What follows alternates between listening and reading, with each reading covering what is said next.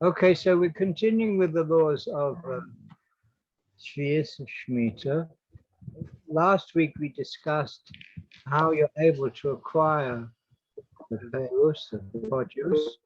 And this week I want to talk about what's called the mitzvah of Biur. There's a special mitzvah of Biur. Biur, we know there is in Pesach a mitzvah of Biur chometz, which means you have to get rid of the chometz. So this is a related thing, but we'll see quite different in many important respects. First of all, the Torah, we learn the mitzvah of Biur from the Torah. The Torah says that the V'ha'isa Shabbos ha'aretz lechem la'achla. It'll be a Shmitta, a rest of the land for you to eat, and for the hemta, your domestic animal, Ulachaya, and the animal which is not a domestic animal. Asher ba'atz kot yerkol to rosala echol. So not only can people eat the perus, but also animals can eat the perus. And there are two kinds of animals mentioned in the verse: a behemoth, which is a domestic animal, and a chaya, which is not a domestic animal.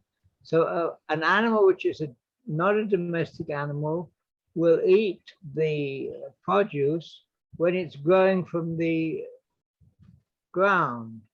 Since it's not a domestic animal, you're not going to feed it, and therefore it will not eat produce which has already been picked by you and stored and give, because you don't give those animals that food. So therefore the rabbis come to say from this that when the verse says for your behemta, which is your domestic animal, and the other animal, so that means that all the time that an animal, not a domestic animal, a wild animal, an animal that's not under your control, eats the produce, so your domestic animal is allowed to eat it and you're allowed to eat it. But when it ceases to be food for the regular animal, the non-domestic animal, then it can no longer be food for you or for your domestic animal. This must mean, therefore, that once that particular crop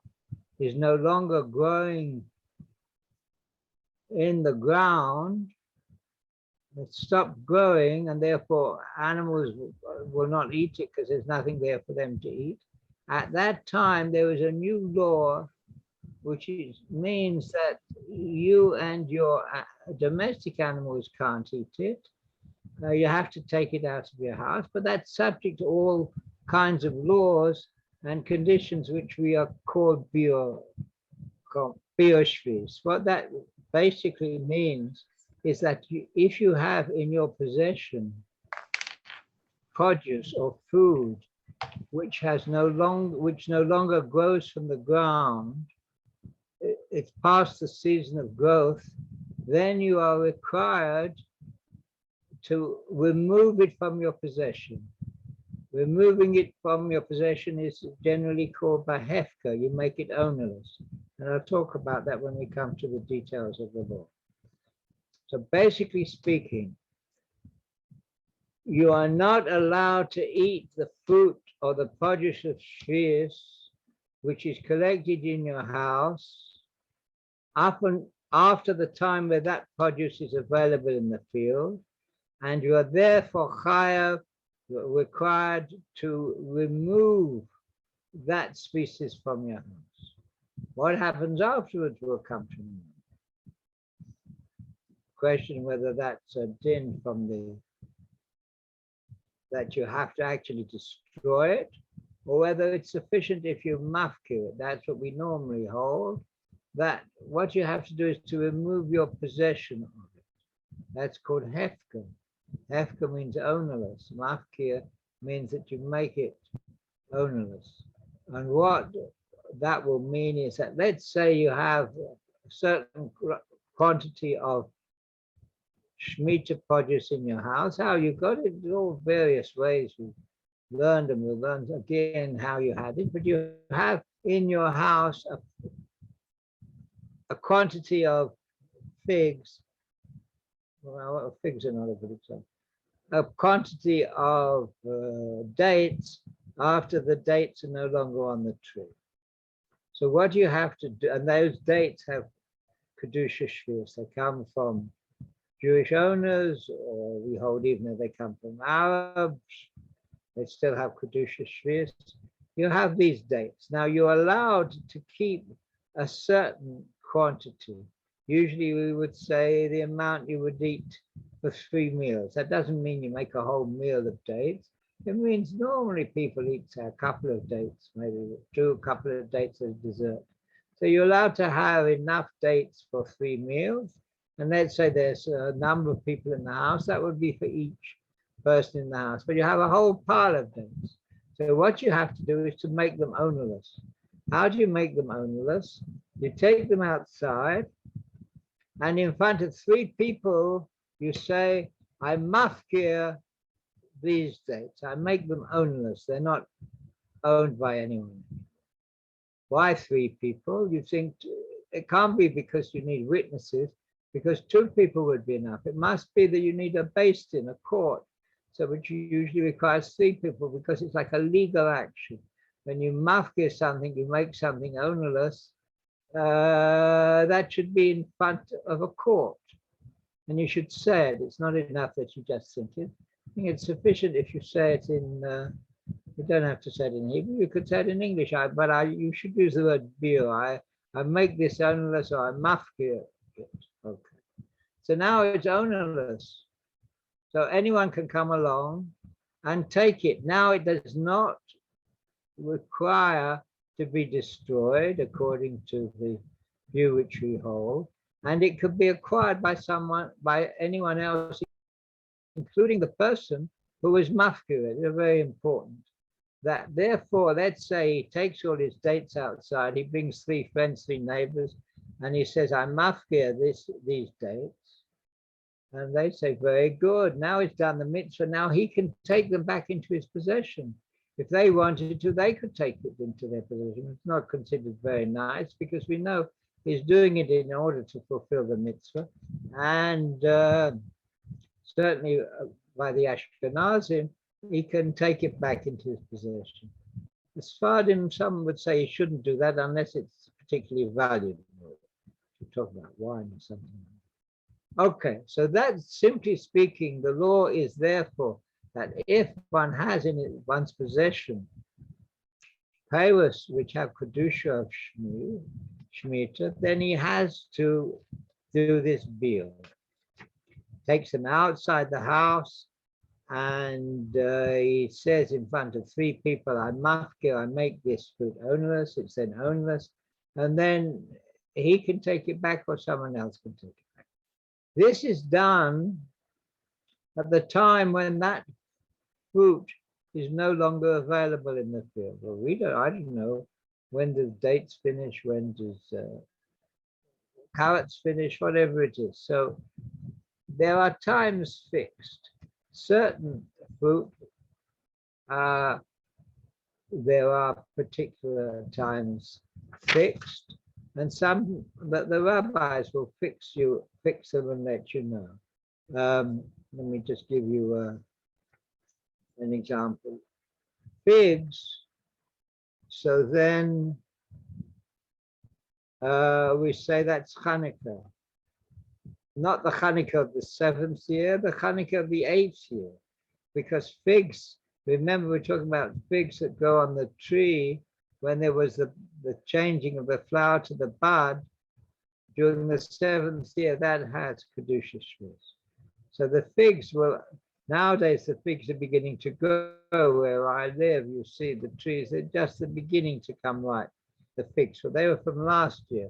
So the ones that are coming ripe this year are not Shvius because they didn't have Chanata, they didn't grow from buds in the 7th year, but in the previous year. So that means in the 8th year, when the figs are still going on the tree that budded in this year, you can keep figs until Hanukkah, because apparently figs are commonly found on the trees until Hanukkah.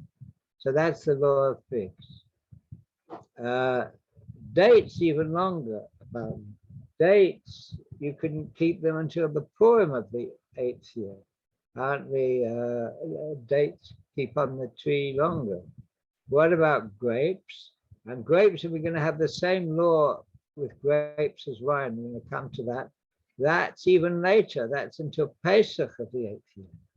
Grapes apparently can continue on the vine until Pesach.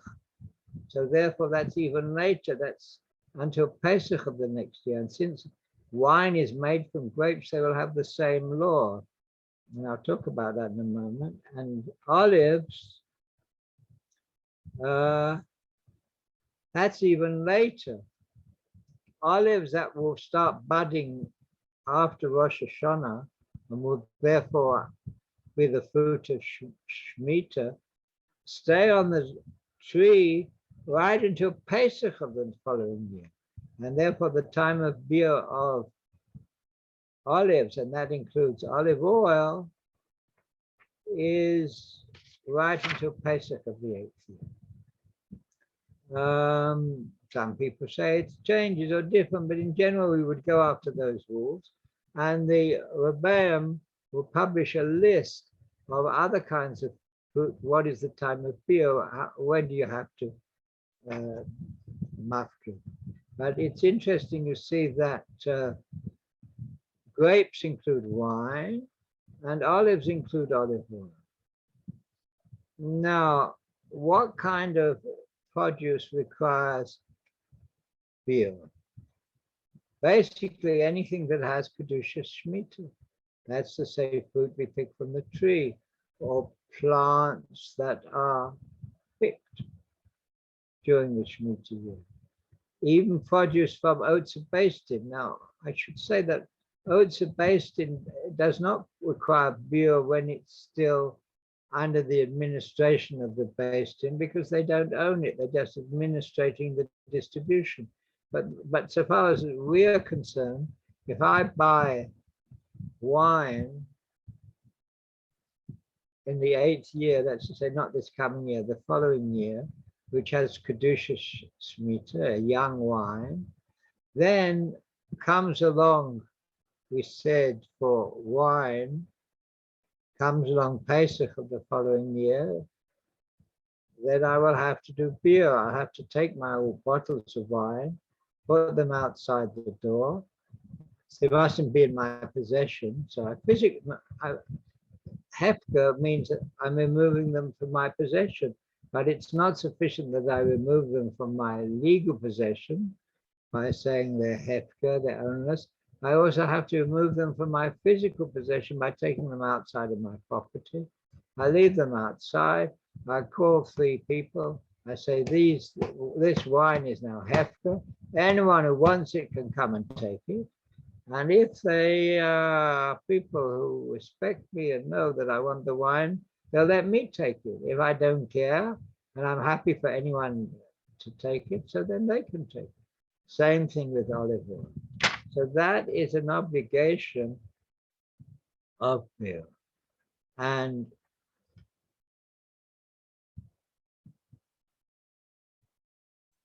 what about the produce of goyim? Now that will depend. If I hold like the Yerushalmi opinion, then there is no Kedusha Shmitta on it. So if, for example, if I buy produce from Chutz La'aretz, there's no din of Shmitta. Even if I buy figs or dates or oil or wine from Chutz La'aretz, then I do not have to do beer, even though the time that fruit or the olives or the grapes have gone from the land, since there was no Kedusha Shmitta on the produce, I don't have to do it. What about if I buy from Arabs? So we've said before, but we'll say again, because we have to get this deeply fixed in our understanding. That depends. If I hold, according to the view of the Yerushalmi rabbis, there is no Kedusha on Arab produce, that's to say produce grown in land, let's say owned by the Arabs, without getting into the question whether they can own it or not, owned by the Arabs here, and what's more, farmed by them. If a Jew farms produce, even if the land is owned by the Arabs, and therefore the produce is owned by them. The Arab owns the tree, owns the fruit, but if a Jew is employed by a non-Jew, doesn't have to be an Arab. Let's say you have a non-Jew who owns land in Eretz Israel, owns orchards, and he hires Jews to work it. So since the Jews are working it, that has Kedusha Shmita. But if he didn't, and it's owned and farmed by Arabs, so does that have Kedusha Shmita? We go again, according to the Yerushalmi system, no. According to the Bnei Brak system, yes. And as I've said to you, I say again, more and more, the yeshiva people these days are going according to the Bnei Brak system. Therefore, you have to do beer. Why would you go according to that system? Let's say you don't live in Bnei Brak, you live in Jerusalem or in the suburb of Jerusalem. Why would you choose not to go according to the Bnei Brak system? Well, the many people do not want to buy or acquire produce which has Kedusha Shmita because it's a headache. What can you do? What you can't do? You're not allowed to cook it in an unusual way. What do you do with the peels? What do you do with the leftovers? Here you have this whole problem with beer, etc., etc. So better buy from Kutzlars and you don't have that problem. And indeed, one of the main suppliers of produce during Shemitah year for Haredi world will only buy produce and only distribute produce which was grown in Jordan or outside of Eretz Israel and imported. But then they don't have any problem. But other people would say, no, no, no, it's better to have and eat produce of Shemitah. Because remember that the mitzvah of Shemitah is not only all these loves, don't do this, don't do that, but it comes from a positive mitzvah. We should keep Shemitah. In the same way that Shabbos, it is a mistake to think that Shabbos just consists of all these laws that you mustn't do. Don't do this, don't do that, don't do the 39 halachos, and don't do all the rabbaim of those. Shabbos is a mitzvah asa. I have to keep the Shabbos, perform the Shabbos. And that's done in one of two ways: the positive aspects, making kiddush, dressing nicely, having beautiful tablecloths, beautiful food and wine, and feeling the menucha, the rest of Shabbos. And it has all these loves. Don't do that. In the same way, Shemitah has a positive aspect. Keep the laws of Shemitah. And maybe some people will say that that includes eating the produce of Shemitah according to the laws, because eating something which has Kedusha has a spiritual value. Maybe even if we hold today it's only Rabbanan, nevertheless, there will be some spiritual value in doing it. So therefore, to come back to it, so now, again, if I have produce that I bought from non-Jews, so then it depends. If I hold like Jerusalem, I don't have beer. If I hold like Chazon Ish, Bnei Brak, then I do need to do beer. Okay, so that's basically the principle of beer. In one line, we'll say the principle of beer is if you have produce which has Kedusha Shemitah, when the time comes that that produce is no longer in the fields, you have to do beer, which consists of making it onerous. God forbid, you're not allowed to destroy it because it has Kedusha Shemitah. You're not allowed to destroy produce which has Kedusha Shemitah. It would be a terrible mistake to think comes along the date and I open the wine, I pour it away, or I throw the food away. On the contrary, I make it hefka, ownerless, as I said, by taking it outside and saying in front of 3 people that this produce is hefka, and then anyone, including the person who originally owned it, can acquire it, and it no longer has a din of beer, but it still has a din of Shemitah. Still has a din. The beer does not remove the Kedusha of Shmitta, it only removes the problem of owning it.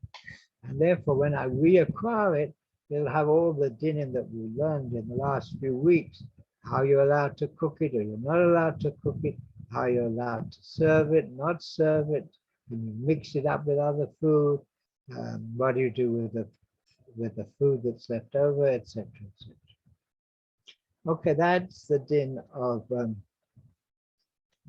beer. I now want to talk about, because we're coming up for Rosh Hashanah, and then we're going to have Sukkot. And Sukkot, I have 4 minim, right? I have an etrog, a lulav, a hadas, and an olav.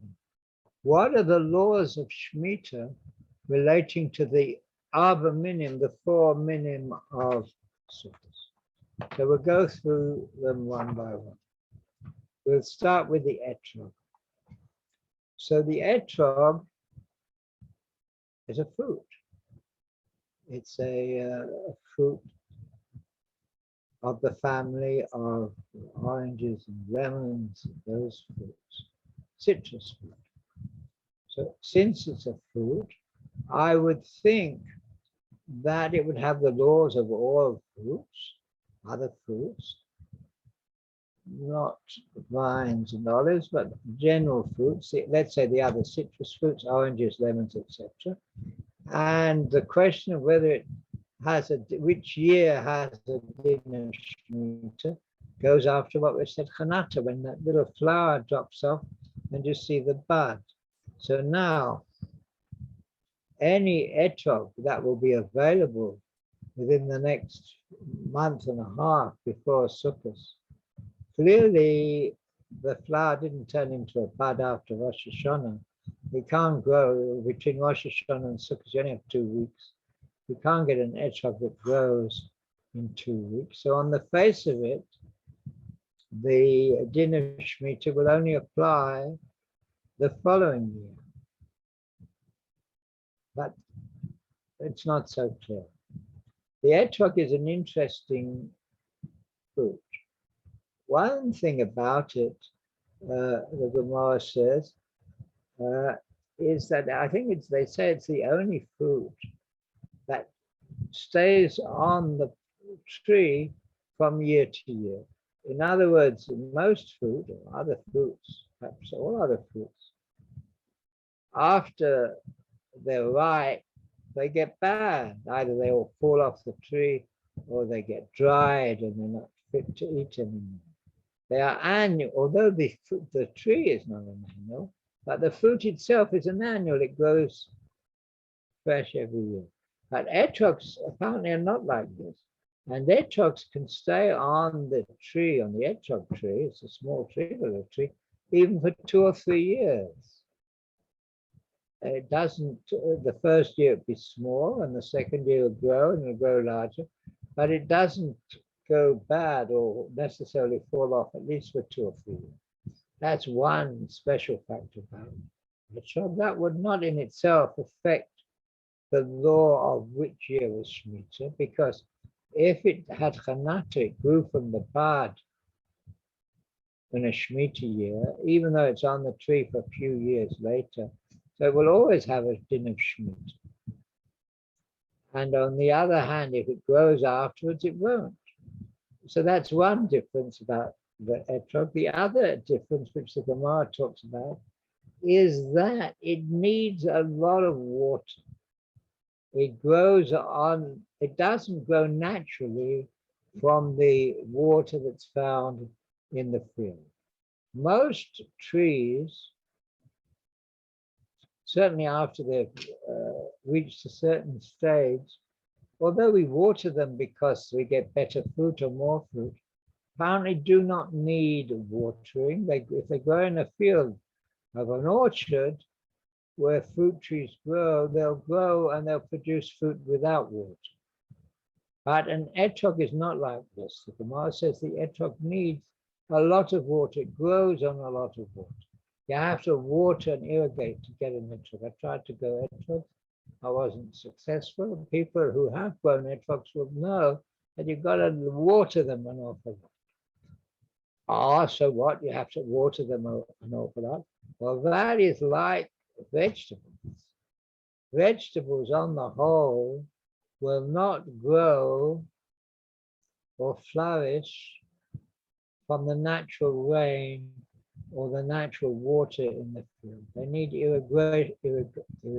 irrigation. And therefore, the fact that an etrog requires irrigation and a lot of water makes it like a vegetable. It's similar to a vegetable in that respect, although it's not like a vegetable in the sense that you pull it up and that's the end of it. It grows on the tree, and even more, as I say, it can stay on the tree for a couple of years. But even so, because it requires and it grows on a multiplicity, on a large quantity of water, so then it has an aspect that it's like a vegetable. And therefore, according to the view in the Gemara and the rabbis, there is an aspect of it that is like a vegetable. If that's so, then it has the law of Shmitta of a vegetable, which means that the Shmitta year is when it's picked. So if after Rosh Hashanah, etrogs are picked from the tree, even though the chanata, the growth of the beginning of the growth of the bud from the flower was last year, which was not Shmitta, nevertheless, if it's picked after Rosh Hashanah and it's similar to a vegetable, we could say that that there is a view, therefore, that it has the din of the Shmitta of the year it's picked, which would mean that if people pick etrogs after Rosh Hashanah, they have a din of Kedusha Shmitta. Okay, so if they have a din of Kedusha Shmitta, what's the law? Well, although etrogs are principally, of course, used for the 4 minim of one of the minim, I should say, of sukkahs, to pick it up and shake it. Since it is a fruit and a citrus fruit, it can be eaten. And our very good friend Rabbi Sakton can make very good jam from etrog. I'm not saying from Shmitta etrogs, but with a lot of sugar it can be eaten. Without sugar, I don't know anyone who would particularly eat an etrog, but it is a fruit which could be eaten. All right, I'm not going to eat it. I'm going to use it as one of the 4 minim. What am I going to do with it? I pick it up, I carry it, but it also has a fragrance. Etrog has a beautiful fragrance. So therefore, it's liable to the laws of Shmitta, and if it's picked after Rosh Hashanah, that means that it is subject to all those laws. I am allowed, if I have one, to use it to hold it for the 4 minim. There's nothing wrong with that. I'm not destroying it. I'm not treating it in a way which is contrary to the proper way of using it. But since it has Kedusha Shmitta, so then there's a problem about trading, right? You're not allowed to trade it. The farmer is not allowed to sell it. The wholesaler can't buy it and sell it. I shouldn't really buy it because then I'm involving the person selling it to me with the issue of trade. So therefore, I have to be careful. If I buy an etrog this year, I don't want to get an etrog after Rosh Hashanah. I have to make sure either that I know it was picked before Rosh Hashanah, or the box will tell me, or the people I buy it from, if I can rely on them, tell me, or that it's done through Otsa Bastin, which means that I'm not buying the fruit and no one's selling the fruit. The Bastin is administering the distribution of etrogs and is compensating the farmer for growing them and compensating the distributor for distributing them, and the trader for collecting them and passing them on to the customer. But it's done in such a way that there is no sale or purchase. So therefore, when it comes to buying an etrog, this year, you should make sure that it is an etrog that was picked before Rosh Hashanah, or that it is otzah based. And the same will apply even more so, because it's more common the following year. You have to make sure, now if it was picked during this year, and then they sell it the next year, you have to make sure it has Kedusha Shvius and it has all these rules. It has to come otzah based. Or if it was picked, and even if it was picked on the 8th year, but I have the problem, even if it was picked on the 8th year, it wasn't picked in Shmitta. But remember, it is a tree, even though we're treating it, or it is a fruit of a tree. And even though we're treating it in some respect as a vegetable, because it needs water, and therefore we go out to the time of picking, it also has a din of a fruit. So therefore, we talk about this in the Gemara, I could be very strict on an etrog, that etrogs are chayav, the laws of Shmitta are considered the fruit of Shmitta, both if they're picked on the 7th year, and even if they're picked after the 8th year, if they had that chanata, if it started, the bud started to grow from the flower during the 7th year. So highly recommend that when you buy an etrog this year and the following year, you make sure that you're buying it from a vegetable source. Of course, you always have to make sure you're buying an etrog from a vegetable source. Maybe it's not an etrog at all. Maybe it's a lemon. Sometimes you see lemons that look like a tree. But that aside, you have to be especially careful in Shmitta that either you're buying it as otzah based in. I don't think there's any etrogs that are grown and owned by non-Jews.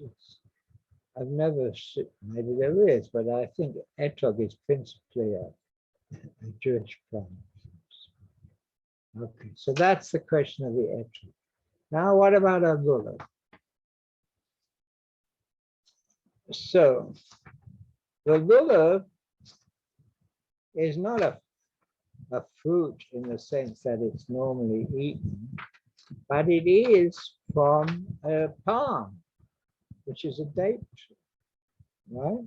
So does it have any question of, one other thing, sorry, I should have talked about an etrog. We have, when I talk about the etrog, this is very important for people who trade in etrogs. We have a rule that in general, you're not supposed to export the fruit of Shmitta, since it has a din of Kedusha, and the Kedusha is, of course, related to being the fruit of Eretz Yisrael. So you shouldn't take the Kedusha of Eretz Yisrael and export it to Chutz La'aretz. Maybe that's only a rabbinic din, but even so, in general, you should not export the fruit of the Shemitah. However, etrogs, we see, I think that the Chazon Ish himself was more maker, because there's an enormous market for etrogs. Many countries where there are Jews don't grow etrogs. Etrogs are grown here, I think maybe in Italy, maybe other parts around the Mediterranean. I don't know if they grow etrogs in America. There was a question, an interesting question. The etrog, as I say, is like a Mediterranean, semi-tropical plant. The lulav is also, it's from a palm tree, which is also in this area. I don't know whether Hadass grow throughout the world, the RABBIS, the willow maker. Now, all those years when the Jews were in, let's say in Eastern Europe, what did they do Sukkot time? They couldn't go down the road to the local center of town where there would be any number of etrogim and lulavim, etc. for sale. They weren't around. So I think, judging from the halacha and the tshuvas, the answers, there must have been a few people, traders, who took the Arba Minim, and traveled to these far-off places, Lithuania, Estonia, Russia, who knows where, with the Arba Minim. I don't know how long would it take. It would take a few months, right? If you're coming before the days of trains and boats and cars and all the rest of it. People coming from wagons and horse transport from Mediterranean to Northeast Europe would take a few months. And it was very rare. You're often, therefore, a lot of those laws, you must assume they probably only had one set in the town, which they passed around for everyone. It's all by the by, but I'm just saying the export of etrogs is a big business and is very important, so that a Jew who doesn't live in a place where they grow etrog can have a kosher etrog for sukkahs. And therefore we were lenient that in general, although we don't allow export of Shmitta products to Chutz La'aretz, and that's why if you're living in Chutz La'aretz, they have to be very careful, people who buy canned food, which comes from Eretz Yisrael, to make sure that it's not Shemitah year. Wine also may be a problem, because if you can't export it, then wine, even though it's based in, it has Kedusha Shvid, maybe you can't export wine of the Shemitah year. Or maybe they would be lenient and let you export wine in the same way that they let you export etrogs. Okay, so that's etrogs. Now, what about lulav? Now, a lulav, so some say a lulav doesn't have Kedusha Shvid at all because it's a tree. It's not eaten. So therefore it doesn't have Kedusha Shvid. Some say, well,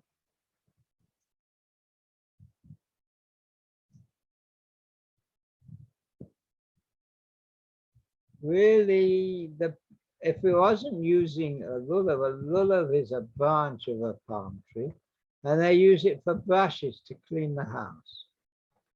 And doing that is like spoiling it. And since it comes from a palm tree which may have dates, maybe we should be careful and consider it may have Kedusha Shvid. So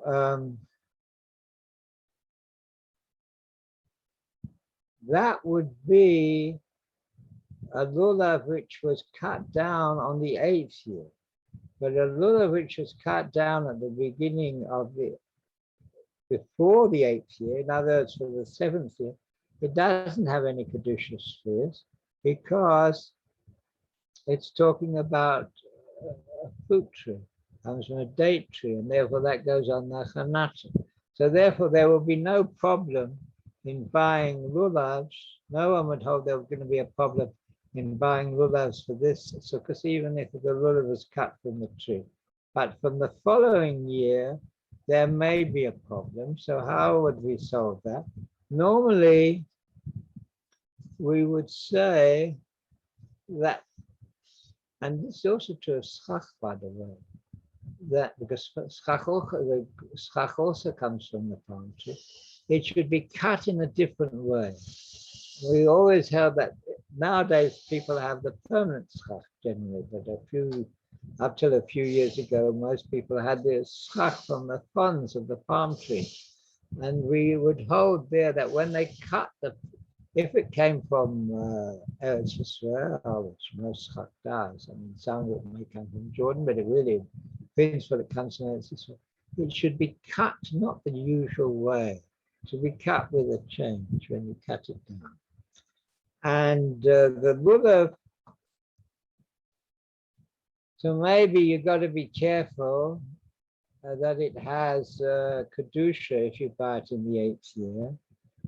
That would be a problem. You can't really throw it away. You have to leave it after they take it off the sukkah. people anyway often leave those things until it's not useful anymore. And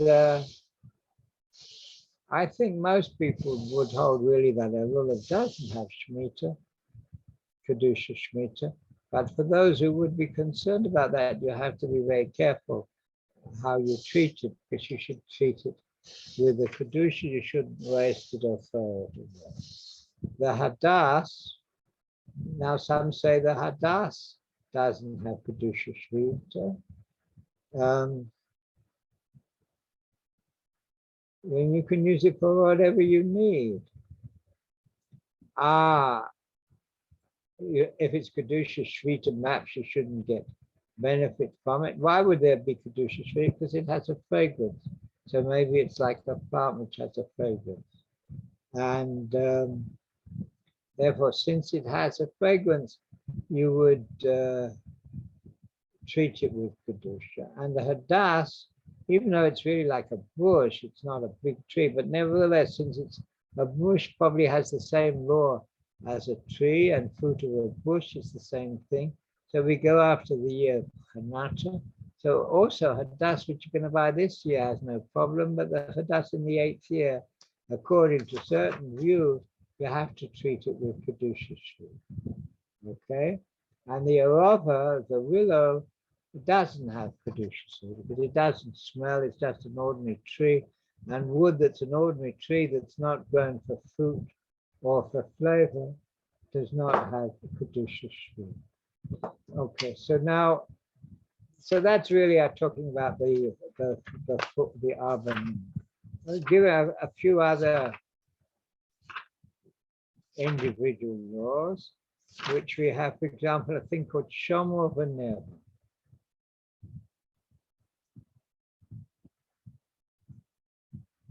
If he doesn't, he has produce of Kedusha Shvi. Let's say a man has a field and he has fruit trees growing on there. So we've said before, if they have Kedusha Shmita, because they had Chanata, they grew into the buds on the Shmita year. So they have Kedusha Shmita. That means they're not his.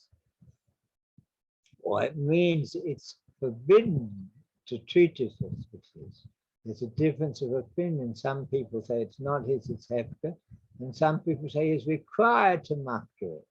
Well, let's say he doesn't mafkir it.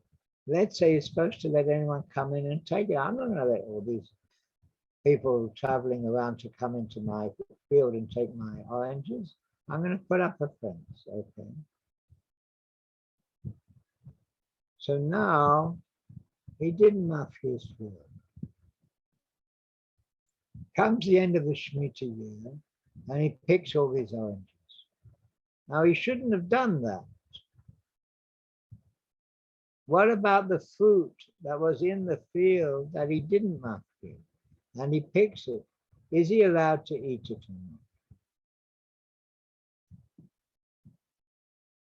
not? And he shouldn't have done it. He did wrong, but at the same time, what is he going to do with this fruit?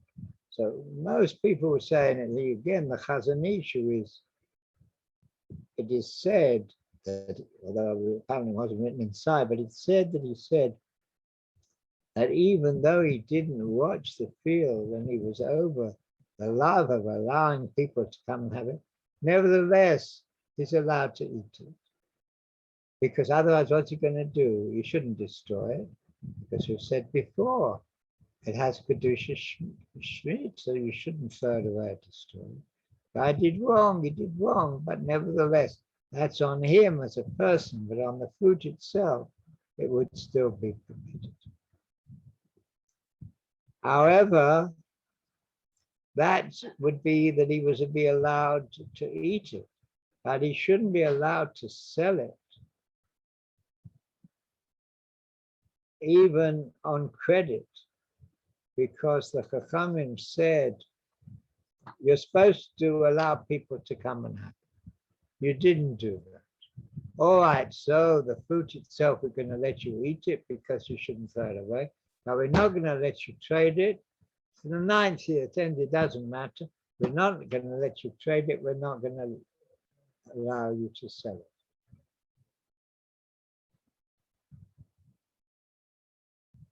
Now, what about you're worried, as I've said before, that if you don't guard your field, maybe all kinds of people, the goyim, whatever, going to come and take your produce, and even more, maybe they're going to take your field. That was really one of the main reasons for the heter mechira in the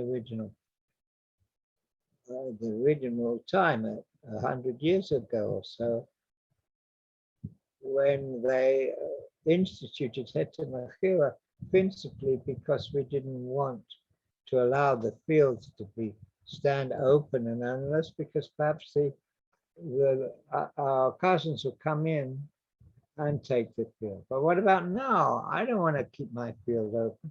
I don't want everyone to come in and take it.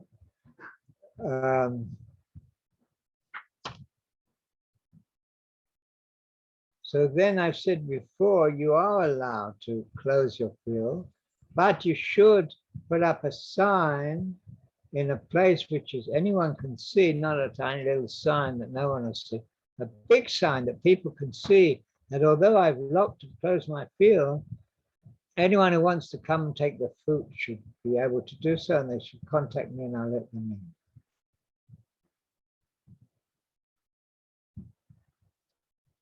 Now, what about if he did work that was not permitted on the tree?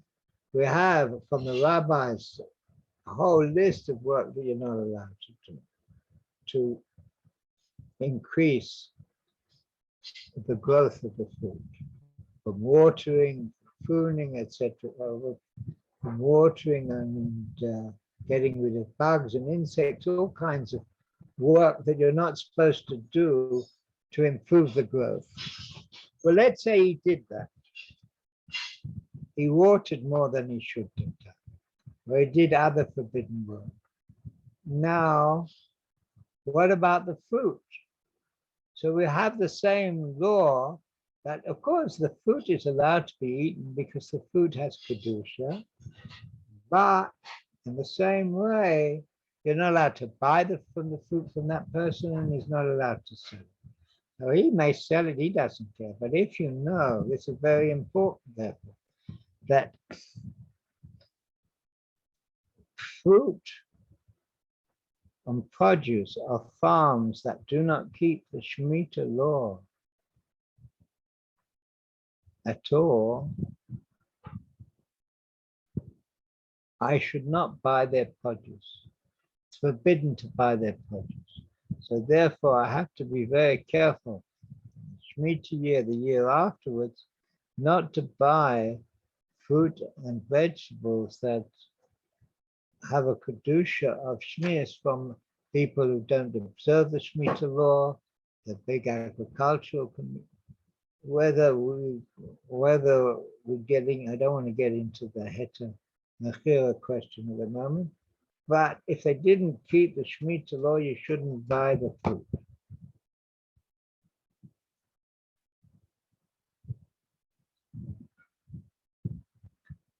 And furthermore, there is an exception when I said that it's Shmitta, therefore you shouldn't destroy it. But anyone who planted plants, or he planted a tree, or he did what we said, which is to graft a tree, or to take a shoot and bring it up. Any one of those activities on the Shmitta, he has to get rid of the plant. He has to get rid of the plant before it goes to fruit. If someone plants vegetables during the Shmitta, he has to dig them up. If he plants a young stripling, he has to dig it up. If he does a grafting, he has to remove the graft. And in those cases, he is responsible. The person who did it, he has to remove it. Finally, one little law, it comes along Nisan, some people before Nisan, when you first see the fruit budding and the flowers on the fruit, we make a bracha, which is called the Birchas HaIlanos. Certainly you can do that on Shmitta produce. In fact, some people would say that it's a very good idea to do it. Okay, couple more dinim that we have to do, which is whether there is a din of Truma and Maisa on the fruit of the Shemitah year. Some say, the base Yosef, who is the Shulchan Aruch, says it's potter from Truma and Maisa because the fruit is hefker, it's ownerless. And even if we say the person has to make it ownerless, once he makes it ownerless, it doesn't have Truma and Maisa, because Truma and Maisa, taking Truma and Maisa, remember, Truma is what, according to the Torah, we give to the Kohanim. But these days we don't give to the Kohanim, we have to, but you're not allowed, you have to separate it and get rid of it. Maisa you have to separate. You can give it to the Levi, although most people don't do it, but we can do it. But if it's Hefker, so Hefker is potter from Truma and Maisa. Only take the Truma and Maisa from what is the produce is mine. So if it's Hefker, it's owners, I don't have to do it. But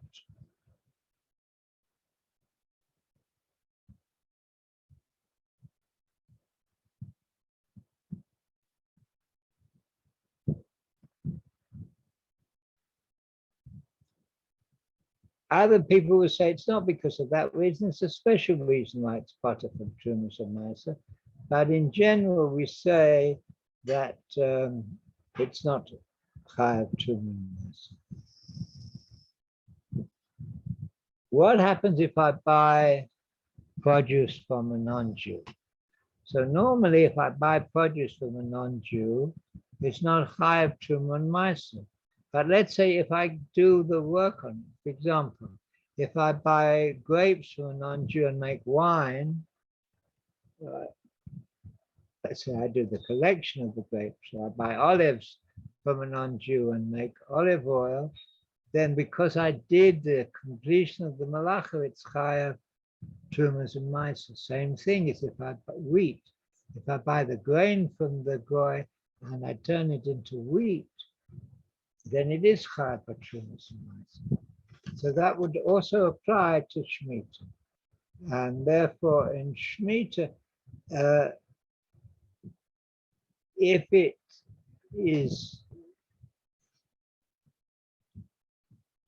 fruit of a non-Jew, so if it doesn't have Kedusha Shmitta, so then there is like all dinim of Trumas and Maisa. If all the fruit was finished, that everything that was necessary was done by the non-Jew, so then it doesn't have Trumas and Maisa. But if it was done by a Jew, it does have Trumas and Maisa. What about if I hold that it has Kedusha? So then it would be potter. I don't have to take Truma and Maisa because it's hefker. It's not owned by anyone. So according to that, we can let's just quickly run through the rules of Truma and Maisa. If it's the fruit of a non-Jew, but the malacha, the work is finished by a Jew, he turns it into oil, he turns it into grain, then he should take Truma and Maisa. Because maybe it doesn't have Kedusha Shvius. And even if it's, I say it does have Kedusha Shvius, if it did, they weren't made hefker, so then it's also chayav Trumas and Maisa. But you shouldn't make a bracha. So if he buys grapes from a non-Jew and he makes wine, he should take Truma and Maisa, but without a bracha. What about if he does have to take Truma and Maisa? So he should also take Maisa Ani, which remember in the 3rd and 6th year you take another matzah which you have to give her to a poor person. If they're the fruit of a Jew, and he didn't make them hefker, so then, according to the Beis Yosef, he's chayav b'trumas and ma'aser, because the patur of trumas and ma'aser in the Shmitta year is only when he made them hefker. If the guy was against the law and he didn't make them hefker, again, we'll come to a agricultural, large agriculture. They didn't make them hefker. They continued as if they're normal. Really, I hold they belong to Jew. They're trumas and ma'aser. They have kedusha, but he didn't bother with any of that.